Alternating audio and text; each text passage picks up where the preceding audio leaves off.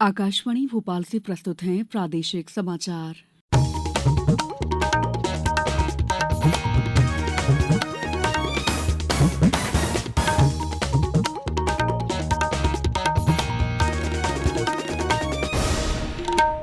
नमस्कार, समाचारों के साथ मैं दीपा सिंह। सबसे पहले मुख्य समाचार। लोकसभा चुनाव को लेकर रैलियों का दौर शुरू। एनडीए की आंध्र प्रदेश में और इंडी गठबंधन की मुंबई में हुई रैली। लोकसभा चुनाव के लिए जिला स्तरीय प्रशिक्षण और अन्य तैयारियां जारी। मौसम विभाग ने आज भी कई जिलों में वर्षा और ओलावृष्टि के लिए किया अलर्ट जारी।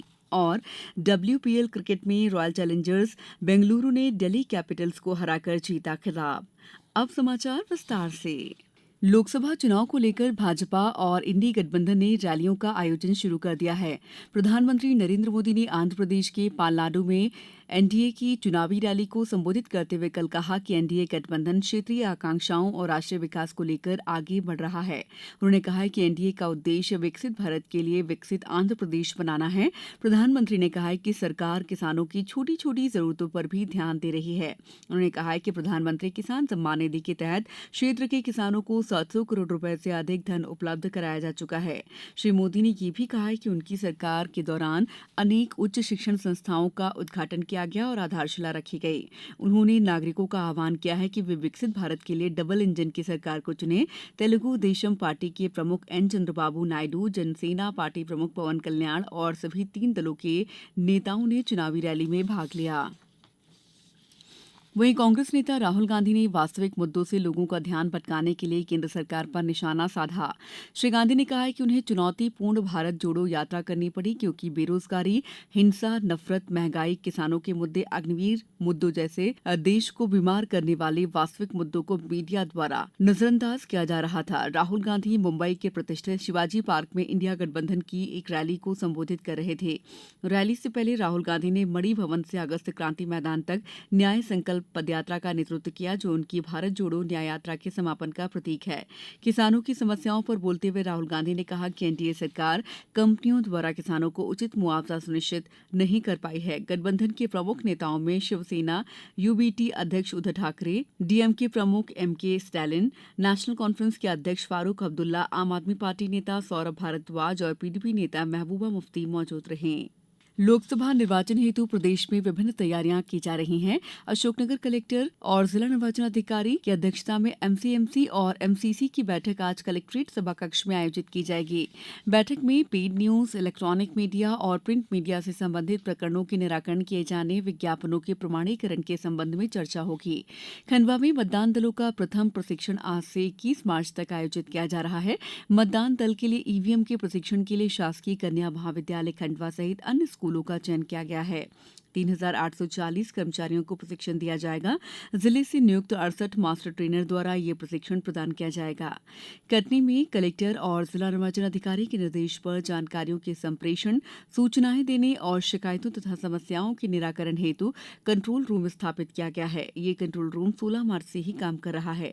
सतना में विभिन्न राजनीतिक दलों और चुनाव लड़ने वाले अभ्यर्थियों द्वारा शासकीय भवनों की दीवारों पर किसी प्रकार के नारे लिखकर संपत्ति का विरूपण किए जाने की स्थिति में आदर्श आचरण संहिता के तहत तय समय सीमा में विरूपण हटाने के निर्देश संबंधित उड़नदस्ता अधिकारियों को दिए गए हैं। ऐसे पोस्टर, बैनर हटाने, पैम्पलेट, नारे मिटाने के लिए सतना और मैहर जिले की विधानसभा क्षेत्रों के लिए 20 दल गठित किए गए हैं। विदिशा में कलेक्टर और जिला मजिस्ट्रेट जिले की संपूर्ण राजस्व सीमाओं के अंदर दंड प्रक्रिया संहिता 1973 की धारा 144 के अधीन प्रतिबंधित आदेश जारी किए गए हैं। इसके तहत राजनीतिक दलों और संभावित प्रत्याशियों द्वारा जुलूस, जनसंपर्क, आमसभाएं इत्यादि गतिविधियों के लिए अनुमति लेनी होगी। प्रशासनिक अमले ने नर्मदापुरम जिले में संपत्ति विरूपण अभियान के तहत कार्रवाई करनी शुरू कर दी है। जगह जगह नगर पालिका की टीम शहरी क्षेत्र और जनपद पंचायत का अमला ग्रामीण क्षेत्रों में संपत्ति विरूपण की कार्रवाई कर रहा है। होर्डिंग, पोस्टर और बैनर हटाने का काम शुरू कर दिया गया है। सागर जिले में चुनावी गतिविधियां बढ़ गई हैं। पुलिस प्रशासन ने आदर्श आचरण संहिता के पालन के लिए विभिन्न आदेश जारी किए हैं। समाचारों में वक्त है ब्रेक का। ये समाचार आप आकाशवाणी भोपाल से सुन रहे हैं। हमारे समाचारों को अब आप कभी भी और कहीं भी अपनी सुविधा के अनुसार सुन सकते हैं। ये समाचार बुलेटिन YouTube, ट्विटर और फेसबुक पर AIR न्यूज भोपाल पेज पर भी सुने जा सकते हैं।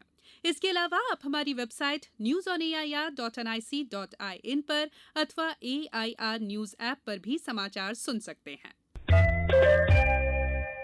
ब्रेक के बाद समाचारों में आपका एक बार फिर स्वागत है। निर्वाचन आयोग ने दिव्यांग तीरंदाज और अर्जुन पुरस्कार से सम्मानित शीतल देवी को राष्ट्रीय दिव्यांग आइकन घोषित किया है। इसका उद्देश्य मतदाताओं में शिक्षा और समावेश को बढ़ावा देना है। कल निर्वाचन आयोग ने दिव्यांग खिलाड़ियों और वरिष्ठ मतदाताओं के लिए मतदाता दिशा निर्देश पुस्तिका का भी विमोचन किया। इस पुस्तिका में ऐसे मतदाताओं के लिए विभिन्न प्रकार की सुविधाओं का उल्लेख है। प्रदेश में ही मौसम ने इन दिनों एक बार फिर करवट ली है। पिछले कुछ दिनों से हो रही तापमान में बढ़ोतरी थम गई है और कुछ जिलों में बारिश और ओले गिरे हैं। पिछले 24 घंटों में जबलपुर संभाग में कहीं कहीं बारिश दर्ज की गई। वहीं मंडला जिले में कल शाम बारिश हुई और बारिश के साथ ओले भी गिरे हैं। बैतूल में अशासकीय बिजली की चपेट में आने से 4 मवेशियों की मौत हो गई। मौसम विभाग ने आज भी ओलावृष्टि और बिजली गिरने को लेकर अनूपपुर, डिंडौरी, पांडुरना, सिवनी, मंडला और बालाघाट जिलों में ऑरेंज अलर्ट जारी किया है। साथ ही हल्की वर्षा और तेज हवाओं के लिए रायसेन, बैतूल, जबलपुर, सागर सहित 10 जिलों के लिए येलो अलर्ट जारी किया है। विदिशा, बैतूल, उमरिया जिलों में कहीं कहीं बारिश हो सकती है। महिला प्रीमियर लीग क्रिकेट के फाइनल में रॉयल चैलेंजर्स बेंगलुरु ने दिल्ली कैपिटल्स को हराकर अपना खिताब जीत लिया है। दिल्ली ने बेंगलुरु को 114 रन का लक्ष्य दिया। जवाब में बेंगलुरु ने 14 ओवर 3 गेंद में 2 विकेट खोकर लक्ष्य को प्राप्त कर लिया। बेंगलुरु के लिए सोफी डिवाइन ने 32, कप्तान स्मृति मंधाना ने 31 और एलिस पेरी ने नाबाद 35 रन की पारी खेली। इससे पहले नई दिल्ली के अरुण जेटली स्टेडियम में दिल्ली कैपिटल्स की पूरी टीम 19वें ओवर में 113 रन बनाकर आउट हो गई थी। अब कुछ समाचार संक्षेप में। जबलपुर जिले में इस बार 4.5 लाख मीट्रिक टन से अधिक गेहूं खरीदी का लक्ष्य निर्धारित किया गया है। जिले में गेहूं उपार्जन के लिए अंतिम दिन तक 55,000 किसानों ने पंजीयन करा लिया है। रायसेन नगर के 23 परीक्षा केंद्र में नव भारत साक्षरता उल्लास के अंतर्गत निरक्षरों को साक्षर बनाए जाने के उद्देश्य से कल परीक्षा का आयोजन किया गया। ग्वालियर जिले के निजी स्कूल विद्यार्थियों और उनके अभिभावकों को किसी दुकान विशेष से यूनिफॉर्म, किताबें, कॉपियां इत्यादि खरीदने के लिए बाध्य नहीं कर सकेंगे। इस दिशा में कलेक्टर और जिला दंडाधिकारी ने धारा 144 के तहत आदेश जारी किए हैं। इंदौर के शहरी एवं ग्रामीण संपूर्ण क्षेत्रों को जल अभाव ग्रस्त क्षेत्र घोषित किया गया है। संपूर्ण जिले में अशासकीय और निजी नलकूप खनन करने पर 30 जून 2024 तक प्रतिबंध लगाया गया है। खसरा मुक्त प्रदेश बनाने के उद्देश्य से राज्य स्तर से विदिशा जिले की सभी स्वास्थ्य संस्थाओं में खसरा दिवस कार्यक्रम का आयोजन किया गया, जिसमें जन जागरूकता रैली निकाली गई।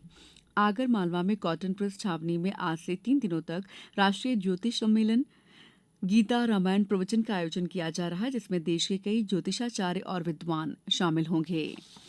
अंत में मुख्य समाचार एक बार फिर। लोकसभा चुनाव को लेकर रैलियों का दौर शुरू। एनडीए के आंध्र प्रदेश में और इंडी गठबंधन की मुंबई में हुई रैली। लोकसभा चुनाव के लिए जिला स्तरीय प्रशिक्षण और अन्य तैयारियां जारी। मौसम विभाग ने आज भी कई जिलों में वर्षा और ओलावृष्टि के लिए किया अलर्ट जारी। और WPL क्रिकेट में रॉयल चैलेंजर्स बेंगलुरु ने दिल्ली कैपिटल्स को हराकर जीता खिताब। इस बुलेटिन में इतना ही। दीजिए इजाजत। नमस्कार।